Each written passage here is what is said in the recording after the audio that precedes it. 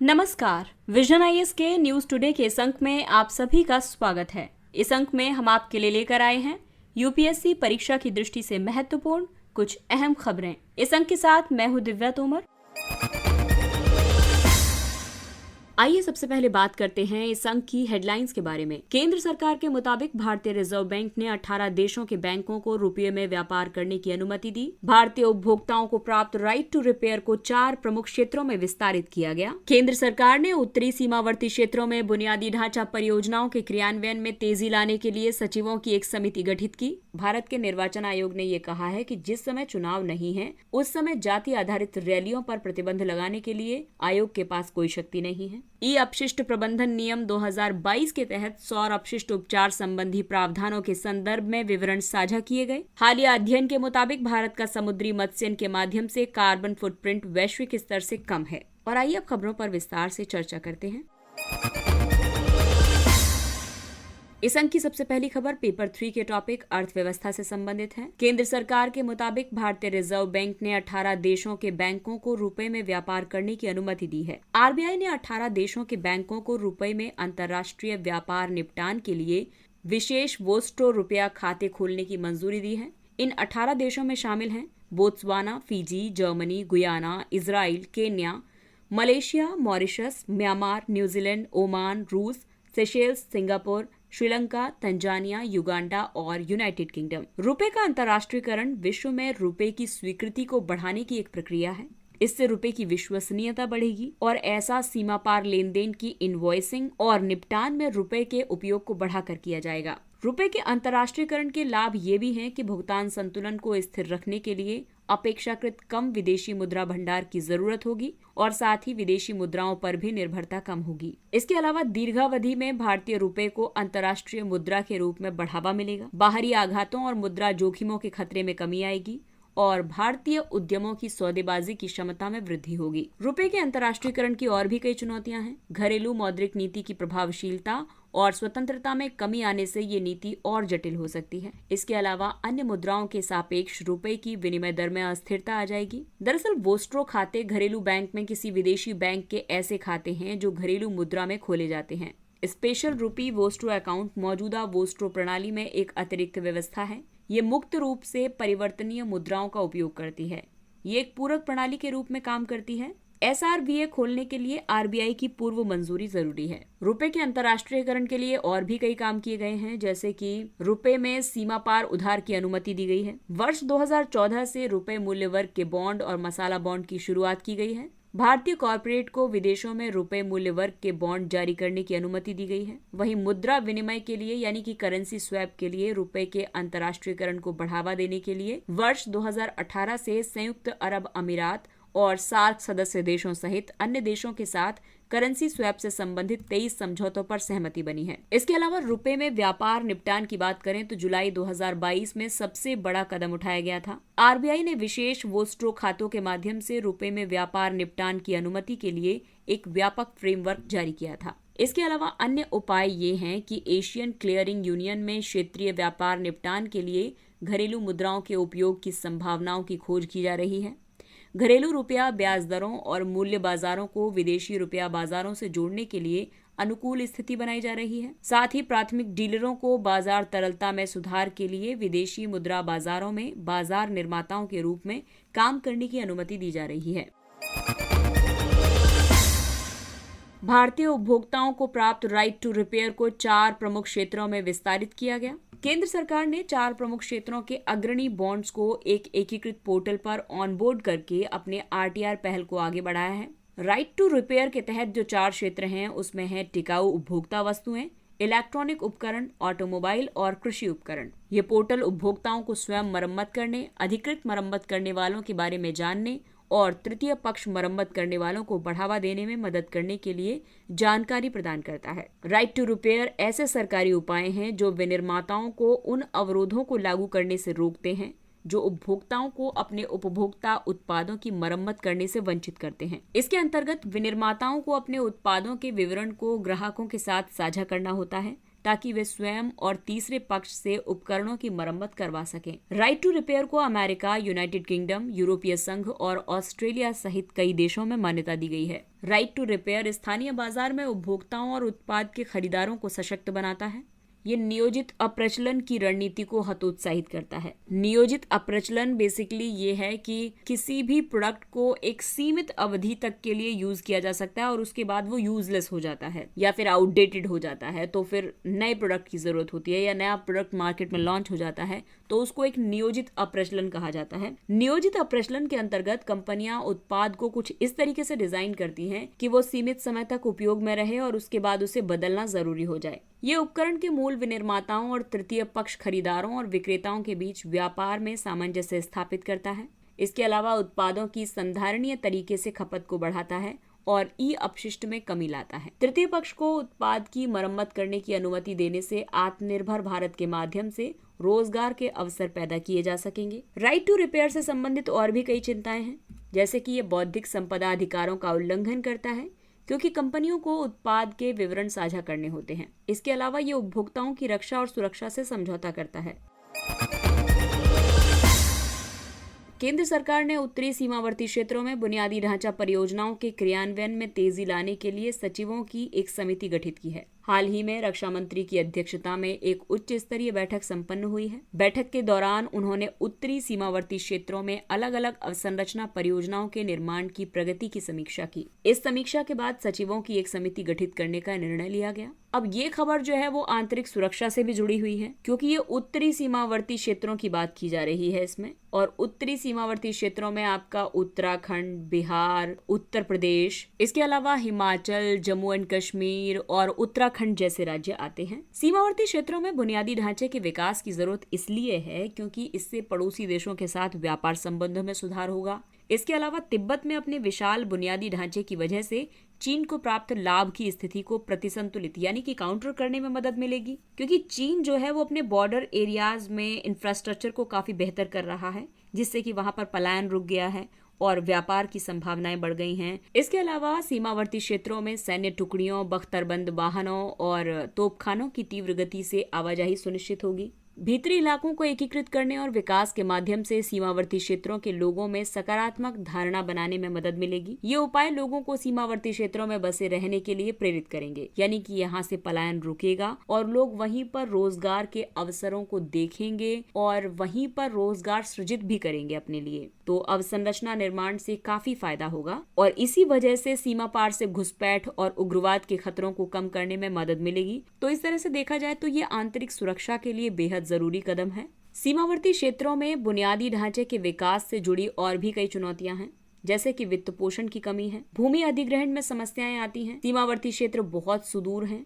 इसके अलावा दुर्गम पहाड़ी इलाकों की वजह से निर्माण लागत बढ़ जाती है। इसके अलावा सरकार द्वारा सीमा अवसंरचना प्रबंधन के लिए भी कई उपाय किए गए हैं, जैसे कि सीमा क्षेत्र विकास कार्यक्रम, जिसका उद्देश्य दूरस्थ और दुर्गम क्षेत्रों में रहने वाले लोगों का बेहतर जीवन यापन सुनिश्चित करना है। दूसरा है जीवंत ग्राम कार्यक्रम। इसे मुख्य रूप से चीन की सीमा से सटी दूरस्थ बस्तियों में सामाजिक और वित्तीय अवसंरचना में सुधार के लिए उनके व्यापक विकास के लिए शुरू किया गया है। सड़कों, पुलों और सुरंगों के निर्माण के माध्यम से कनेक्टिविटी में सुधार किया जा रहा है। सिक्किम में लाचेन कालेब सड़क पर समडोंग ब्रिज का निर्माण इसका एक प्रमुख उदाहरण है। और आइए बात करते हैं भारत के निर्वाचन आयोग की। और आप मुझे कमेंट बॉक्स में बताइए कि भारत में निर्वाचन आयोग को संविधान के किस अनुच्छेद के तहत रखा गया है। भारत के निर्वाचन आयोग ने ये कहा है कि जिस समय चुनाव नहीं है उस समय जाति आधारित रैलियों पर प्रतिबंध लगाने के लिए आयोग के पास कोई शक्ति नहीं है। एक जनहित याचिका के जवाब में भारत के निर्वाचन आयोग ने इलाहाबाद उच्च न्यायालय में एक हलफनामा दाखिल किया है। इसमें आयोग ने कहा है कि जब चुनाव का समय नहीं होता तब राजनीतिक दलों द्वारा आयोजित जाति आधारित रैलियों पर प्रतिबंध लगाना उसके अधिकार क्षेत्र में नहीं आता है। ईसीआई ने यह भी कहा कि उसकी आदर्श आचार संहिता में जाति, पंथ या धर्म के आधार पर प्रचार करने या वोट मांगने पर रोक लगाने के लिए नियम शामिल हैं। हालांकि इन सब नियमों को केवल चुनाव अवधि के दौरान ही लागू किया जा सकता है, न कि उन अवधियों में जब चुनाव नहीं हो रहे हैं। एक बार किसी राजनीतिक दल के पंजीकृत हो जाने के बाद धारा 29A(5) के तहत इसकी शर्तों के उल्लंघन सहित किसी भी आधार पर किसी भी राजनीतिक दल के पंजीकरण की समीक्षा करने या फिर पंजीकरण को रद्द करने के लिए कानून में कोई भी प्रावधान नहीं किया गया है। इसको इस तरीके से भी देख सकते हैं एक एग्जाम्पल के तौर पर कि जैसे बहुत सारे जातियों की अलग अलग सभाएं होती हैं। मैं किसी पर्टिकुलर जाति पे नहीं जाना चाहूंगी, लेकिन बहुत सारी जातियों की अपनी अपनी सभाएं होती हैं जिसमें कि राजनीतिक दल बढ़ चढ़कर हिस्सा लेते हैं ताकि उनको उस पर्टिकुलर जाति का सहयोग मिल सके, उस संगठन से वो जुड़ें और उस संगठन की जो लायबिलिटी होती है, जो विश्वसनीयता होती है या फिर जो समर्थन होता है वो उस पर्टिकुलर पार्टी के लिए हो जाए। ऐसा अगर किसी भी ऐसी अवधि में किया जाता है किसी भी राजनीतिक दल द्वारा जबकि चुनाव नहीं चल रहे हैं, तो इस समय निर्वाचन आयोग कुछ भी नहीं कर सकता है। ऐसा कोई प्रावधान है ही नहीं निर्वाचन आयोग के पास में। हालांकि भारतीय राष्ट्रीय कांग्रेस बनाम समाज कल्याण संस्थान और अन्य 2002 मामले में सुप्रीम कोर्ट ने ऐसे 3 अपवाद बताए हैं जिनके तहत इलेक्शन कमीशन ऑफ इंडिया किसी राजनीतिक दल के पंजीकरण की समीक्षा कर सकता है। और ये अपवाद है जब किसी राजनीतिक दल ने धोखाधड़ी या जालसाजी से पंजीकरण कराया हो, जब कोई राजनीतिक दल धारा 29A(5) के प्रावधानों का उल्लंघन करते हुए अपने संगम या नियमों और विनियमों की नामावली को बदलता है, या आयोग को पता चलता है कि भारत के संविधान के प्रति उसकी आस्था और निष्ठा समाप्त हो गई है। जब केंद्र सरकार ने किसी पंजीकृत राजनीतिक दल को गैर कानूनी गतिविधि रोकथाम अधिनियम या इसके समान किसी अन्य कानून के प्रावधानों के तहत गैर कानूनी घोषित कर दिया हो। राजनीतिक दल ऐसे लोगों का समूह होता है जो चुनाव लड़ने और सरकार में सत्ता हासिल करने के लिए एक साथ आते हैं। लोक प्रतिनिधित्व अधिनियम 1951 की धारा 29A भारत के नागरिकों के संगमों और निकायों का चुनाव आयोग में राजनीतिक दलों के रूप में पंजीकरण का प्रावधान करती है। और अगली खबर ई अपशिष्ट प्रबंधन से जुड़ी हुई है। ई अपशिष्ट प्रबंधन नियम 2022 के तहत सौर अपशिष्ट उपचार संबंधी प्रावधानों के संदर्भ में विवरण साझा किए गए हैं। केंद्रीय नवीकरणीय ऊर्जा और विद्युत मंत्री ने इस संबंध में नियम साझा किए हैं। ये नियम पर्यावरण, वन और जलवायु परिवर्तन मंत्रालय ने अधिसूचित किए थे।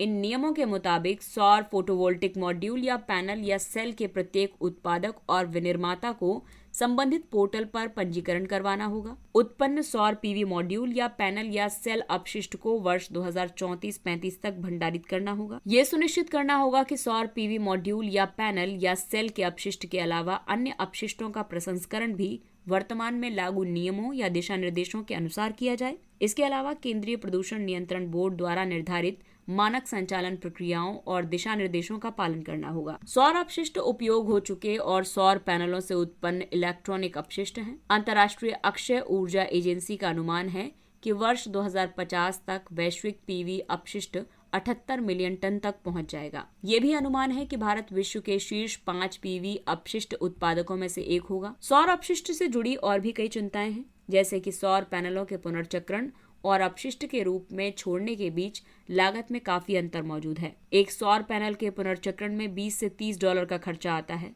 जबकि इस लैंडफिल में डंप करने की लागत केवल $1 से $2 है। इनमें सीसा, कैडमियम और अन्य विषाक्त पदार्थ होते हैं जो कैंसर का कारण बन सकते हैं।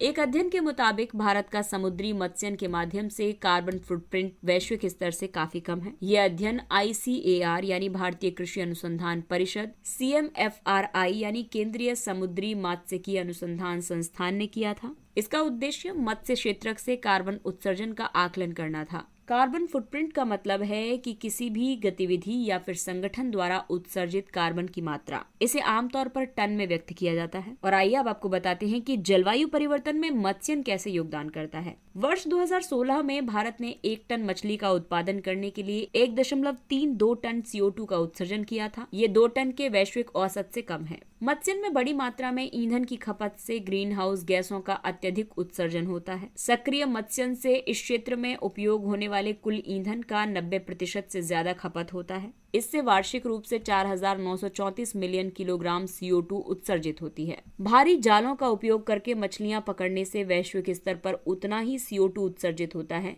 जितना कि विमानन उद्योग से उत्सर्जित होता है। भारी जाल समुद्र नितल से मछलियां खींचते हैं। इसे बॉटम ट्रॉलिंग कहा जाता है। समुद्र नितल पर जमा तलछट विशाल कार्बन सिंक के रूप में कार्य करता है। बॉटम ट्रॉलिंग के दौरान तलछट में हलचल उत्पन्न होने से CO2 का उत्सर्जन होता है। जलवायु परिवर्तन पर मत्स्यन के प्रभाव को कम करने के लिए भी कई उपाय किए गए हैं, जैसे कि मत्स्यन के लिए ईंधन की कम खपत करने वाले और कम प्रभाव उत्पन्न करने वाले तरीकों को अपनाना चाहिए।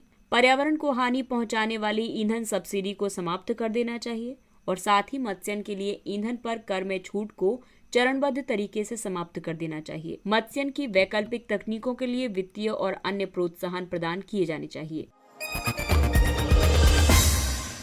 और आइए अब बात करते हैं कुछ अन्य महत्वपूर्ण सुर्खियों के बारे में। काला सागर अनाज पहल। रूस ने काला सागर अनाज समझौते को 60 दिनों के लिए बढ़ाने पर अपनी सहमति प्रकट की है। जुलाई 2022 में रूस और यूक्रेन के बीच हुए इस समझौते में संयुक्त राष्ट्र और तुर्की ने मध्यस्थता की थी। ये समझौता खाद्य कीमतों में हुई वृद्धि को रोकने की दिशा में किया गया एक प्रयास है। ये वृद्धि काला सागर के प्रभावी रूप से अवरुद्ध होने और इसकी वजह से आपूर्ति श्रृंखला के बाधित होने के कारण उत्पन्न हुई थी। इसके अलावा ये समझौता यूक्रेन के 3 प्रमुख बंदरगाहों यानी कि काला सागर पर चर्नोमोर्स्क, ओडेसा और यजनी यानी पिवडेनी से यूक्रेन से निर्यात के लिए एक सुरक्षित समुद्री मानवीय गलियारे का प्रावधान करता है। निर्यातित वस्तुओं में मुख्य तौर पर खाद्यान्न और अमोनिया सहित अन्य उर्वरक शामिल हैं।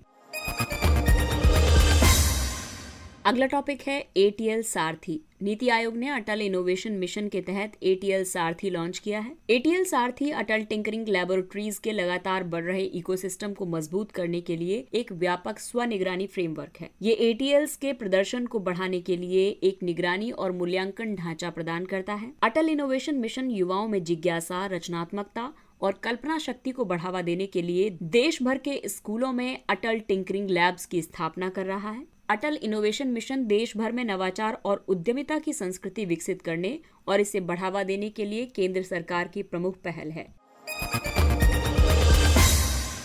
अगला टॉपिक है very short range air defence system missile system. रक्षा अनुसंधान और विकास संगठन DRDO ने ओडिशा के तट पर एकीकृत परीक्षण रेंज चांदीपुर से very short range air defence system missile के लगातार 2 सफल उड़ान परीक्षण किए। ये सिस्टम एक man portable air defence system है। इसे DRDO ने स्वदेशी रूप से डिजाइन और विकसित किया है। ये प्रणाली कम दूरी पर निम्न ऊंचाई वाले हवाई खतरों को लक्षित कर सकती है। ये सतह से हवा में मार करने वाली हल्की और पोर्टेबल मिसाइल प्रणाली है। इसे किसी व्यक्ति या छोटे समूहों द्वारा विमान या हेलीकॉप्टर्स को नष्ट करने के लिए दागा जा सकता है। इसे दोहरे प्रणोद वाली ठोस मोटर द्वारा गतिमान किया जाता है। इसमें मिनिएचराइज्ड रिएक्शन कंट्रोल सिस्टम और एकीकृत वैमानिकी सहित अनेक नवीन प्रौद्योगिकियां शामिल हैं।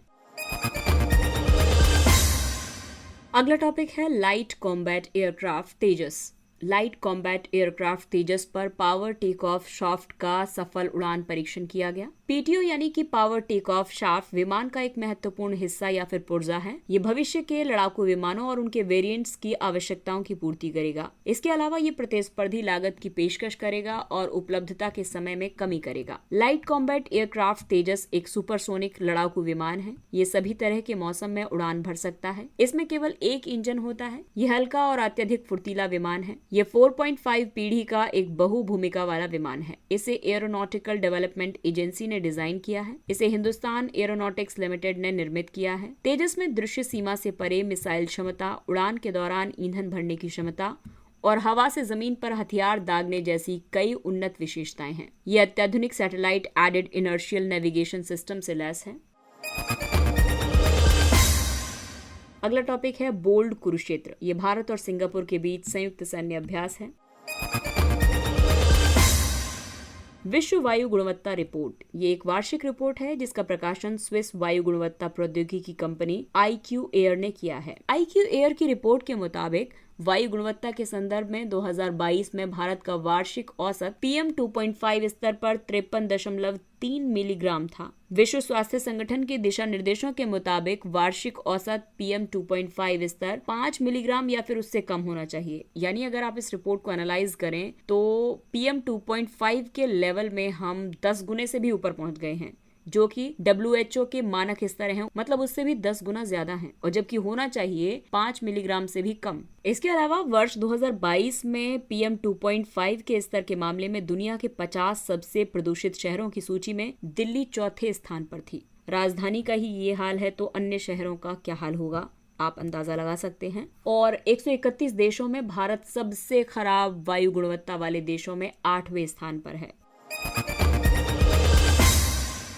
अगला टॉपिक है Sanjay Dubri tiger reserve. Sanjay tiger reserve के बफर जोन में कथित तौर पर करंट लगने से एक बाघिन की मौत हो गई है। ये टाइगर रिजर्व मध्य प्रदेश के सीधी जिले में स्थित है। इसमें संजय राष्ट्रीय उद्यान और दुबरी वन्यजीव अभ्यारण्य शामिल है। संजय दुबरी टाइगर रिजर्व लहरदार स्थलाकृति मैदानी क्षेत्र के साथ बीच बीच में कुछ छोटी पहाड़ियां हैं। इसमें वनस्पति की बात करें तो इसमें साल, बांस और मिश्रित वन है। यहाँ जीव हैं बाघ, स्लॉथ बियर, चीतल, नीलगाय, चिंकारा, तेंदुआ और ढोल आदि। प्रधानमंत्री विशेष रूप से कमजोर जनजातीय समूह विकास मिशन सामाजिक न्याय और अधिकारिता पर स्थायी समिति ने इस बात पर निराशा व्यक्त की है कि 15,000 करोड़ रुपए के बजटीय आवंटन की योजना उस परिस्थिति में बनाई गई है जब जनजातीय कार्य मंत्रालय के पास भी कई राज्यों और केंद्र शासित प्रदेशों में पीवीटीजी आबाद पर डेटा उपलब्ध नहीं है। देश में 75 पीवीटीजीज की पहचान की गई है। देश में विशेष रूप से कमजोर जनजातीय समूह यानी पीवीटीजीज की सबसे ज्यादा संख्या ओडिशा में है और पीवीटीजीज की सबसे ज्यादा आबादी सहरिया जनजाति की है। पीवीटीजीज के लिए पहचान के जो मानदंड हैं उनमें 4 मानदंडों को शामिल किया जाता है। सबसे पहली बात तो यह है कि प्रौद्योगिकी का पूर्व कृषि स्तर, यानी कि जब भारत में कृषि क्षेत्र में प्रौद्योगिकी आई थी उससे पहले का कृषि का स्तर होना चाहिए, यानी कि वो लोग झूम कृषि करते हों या फिर पुरानी पद्धति से कृषि करते हों। इसके अलावा ऐसा समूह जिनकी साक्षरता का स्तर निम्न होता है, आर्थिक रूप से पिछड़ा हुआ होता है वो समाज, और उस जनजाति में एक घटती या फिर स्थिर जनसंख्या पाई जाती है। अगला टॉपिक है मानकों के माध्यम से विज्ञान सीखो पहल। इस पहल को भारतीय मानक ब्यूरो ने छात्रों के लिए शुरू किया है, जिसका उद्देश्य मानकों के माध्यम से विज्ञान सीखने के लिए छात्रों को प्रेरित करना है। ये पहल बीआईएस द्वारा पूर्व में संचालित पहल की निरंतरता में है। बीआईएस द्वारा पूर्व में संचालित पहल के तहत देश भर के शैक्षणिक संस्थानों में मानक क्लब स्थापित किए जा रहे हैं। ये पहल वैज्ञानिक अवधारणाओं, सिद्धांतों और नियमों का उपयोग करने के उद्देश्य से पाठ योजनाओं की एक श्रृंखला पर केंद्रित है। ये श्रृंखला विद्यार्थियों को संबंधित भारतीय मानकों में वर्णित अलग अलग उत्पादों की गुणवत्ता विशेषताओं के निर्माण, कार्य तथा परीक्षण में उनके व्यवहारिक अनुप्रयोगों को समझने में मदद करेगी। बीआईएस के अधिकारी और संसाधन कर्मी विद्यार्थियों के लिए पाठ योजनाओं का संचालन करेंगे। इसका उद्देश्य परस्पर संवादात्मक तरीके से सीखने के अनुभव को साझा करना है। अगला टॉपिक है पर्सनल जीनोमिक मैपिंग। रिलायंस जल्द ही भारतीयों को कम लागत में पर्सनल जीनोमिक मैपिंग की पेशकश कर सकता है। जीनोम मैपिंग किसी गुणसूत्र यानी क्रोमोसोम के एक विशेष क्षेत्र में एक विशिष्ट जीन का पता लगाना है। इसके अंतर्गत गुणसूत्र पर जीनों के बीच की दूरी और जीनों के स्थान को निर्धारित किया जाता है। किसी भी जीव की सभी तरह की आनुवंशिक सूचनाओं को उसका जीनोम कहा जाता है। पर्सनल जीनोमिक मैपिंग के लाभ ये हैं कि इससे विशेष रूप से प्रिसिशन मेडिसिन से संबंधित स्वास्थ्य देखभाल विकल्पों में बड़ी भूमिका होती है। हालांकि पर्सनल जीनोमिक मैपिंग से जुड़ी कई चिंताएं भी हैं, जैसे कि इसमें डिजाइनर शिशुओं से जुड़े नैतिक प्रश्न उठते हैं। इसके अलावा इसकी लागत उच्च है। साथ ही जैविक डेटा को अनामीकृत यानी एनोनिमाइज्ड नहीं किया जा सकता और डेटा को सुरक्षित रखने के लिए कोई मजबूत उपाय भी नहीं है। अगला टॉपिक है भूमचू महोत्सव। सिक्किम में अवस्थित ताशीदिंग मठ में भूमचू महोत्सव मनाया गया। भूमचू महोत्सव एक अलौकिक घटना की याद में मनाया जाता है। ये घटना 18वीं शताब्दी में चोग्याल चकदोर नामग्याल के शासनकाल के दौरान घटित हुई थी। तिब्बती भाषा में भूमचू का मतलब है पवित्र जल का पात्र। इस महोत्सव के दौरान पात्र को खोला जाता है और इसके भीतर जो जल मौजूद होता है उसे उपचार करने वाले गुणों वाला माना जाता है। इस जल को उपासकों के बीच बांट दिया जाता है। ये महोत्सव तिब्बती चंद्र कैलेंडर के पहले माह की 14 और 15 तारीख को मनाया जाता है। ग्रेगोरियन कैलेंडर पर यह फरवरी या मार्च का महीना होता है। ताशीदिंग मठ बौद्ध धर्म के सबसे पवित्र तीर्थ स्थलों में से एक है। ये निंग मापा परंपरा से संबंधित है। इस मठ का निर्माण 17वीं शताब्दी में 2 नदियों रंगित और राठोंग के बीच एक पहाड़ी की चोटी पर कराया गया था। इसके साथ ही ये अंक समाप्त होता है। अगले अंक में फिर मुलाकात होगी कुछ अन्य महत्वपूर्ण खबरों के साथ। तब तक अपने लक्ष्य के लिए तत्पर रहिए और अगर आपको हमारा कंटेंट अच्छा लगता है तो इसे लाइक, सब्सक्राइब और शेयर जरूर करें। और अब हमें यानी विजन आईएएस की पूरी टीम को दीजिए इजाजत। नमस्कार।